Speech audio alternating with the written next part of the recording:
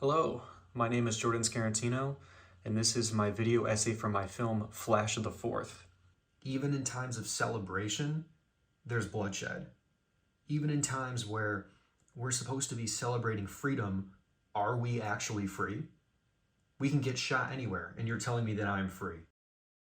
When I found the footage of a group of friends playing Uno, enjoying their night together as the news slowly broke of Princess Diana's horrific car crash and death, I wanted to explore the humanity of the men as the night played out. We see them laughing, making lighthearted jokes as the news breaks.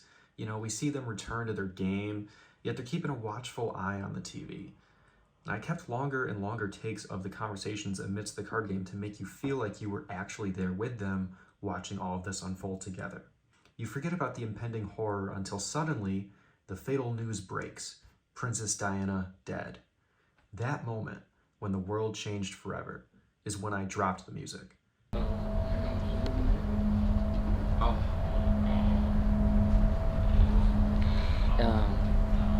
Just use the volume. The card game stops as our heroes are beside themselves. All they can do is watch when one of the most powerful people to ever live had their life cut short, showing that no one is spared from an early death. I incorporated this theme into my final film.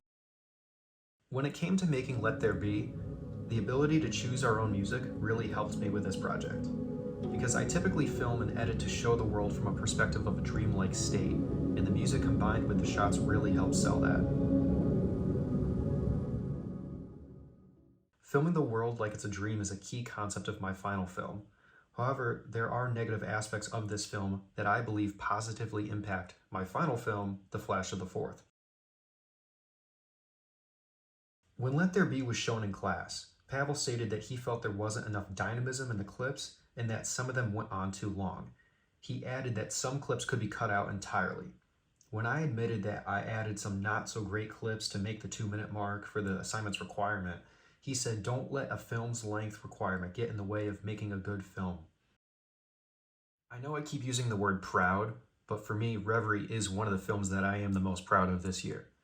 It clearly shows the mundaneness of my newfound life in Manchester versus the life that I left behind back home.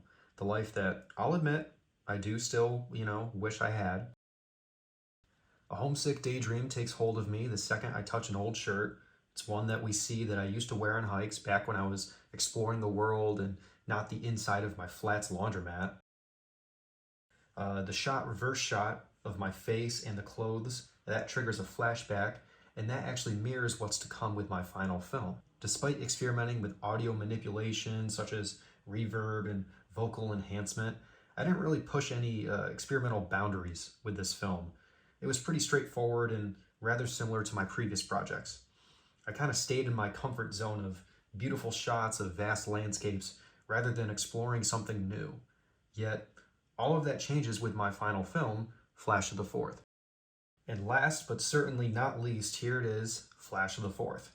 Now, first of all, unlike my other films, this one is completely different.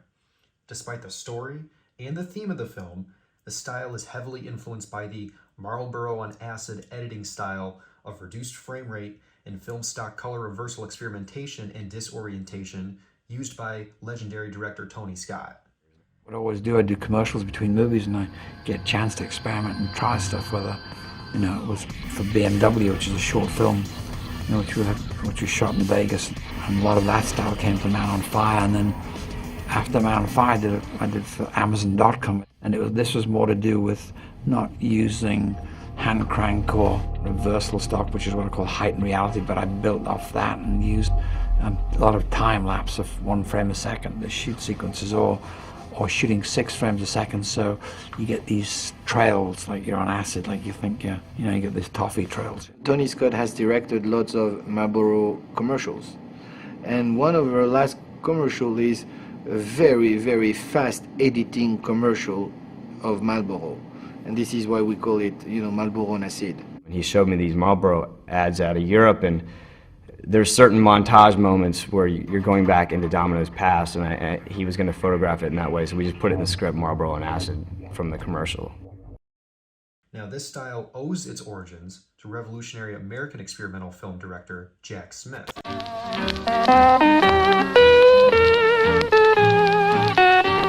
beneath tropic skies of magic blue. I love the way Sweet fall.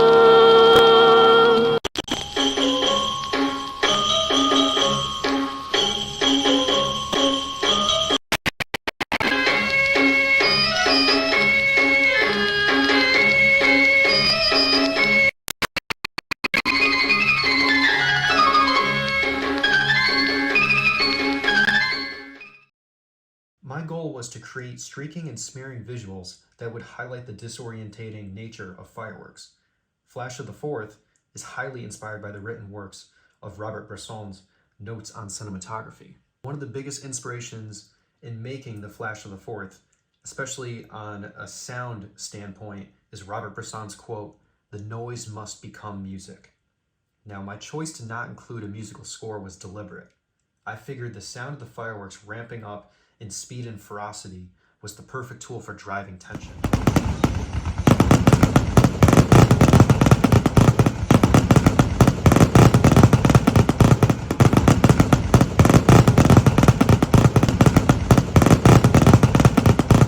What is defamiliarizing on the surface has an underlying message that the sounds of freedom ring a different tune when one experiences violence of such nature. Bresson has a quote saying, "Hide the ideas, but so that people will find them.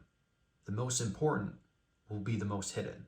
The concept of fireworks triggering a flashback to a horrific night, it's pretty transparent. I do think that I could have made the film more abstract and more defamiliarizing if I kept the last two clips and the audio of my dad explaining the situation of the shooting out of the film entirely. And we've talked a lot about defamiliarization so far, but we haven't really talked about what is familiar. And unfortunately, what is familiar for thousands and millions of people actually is gun violence in America. And even in the context of gun violence and fireworks, this is not a new concept, because 2 years later, on 4th of July 2022, in Highland Park in Chicago, there was a shooting at a 4th of July parade.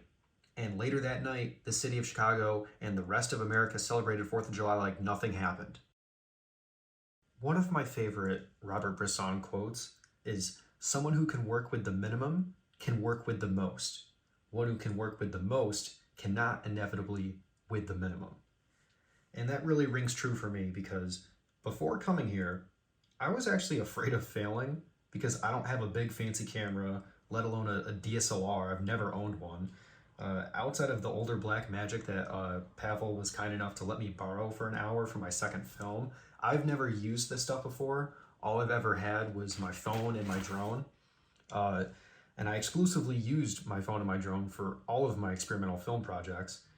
Now that the module is coming to an end and I'm finalizing my last film, I realized that I was able to do all of this with no lighting rig, no microphones or special sound equipment, just a phone, a tripod, and my drone.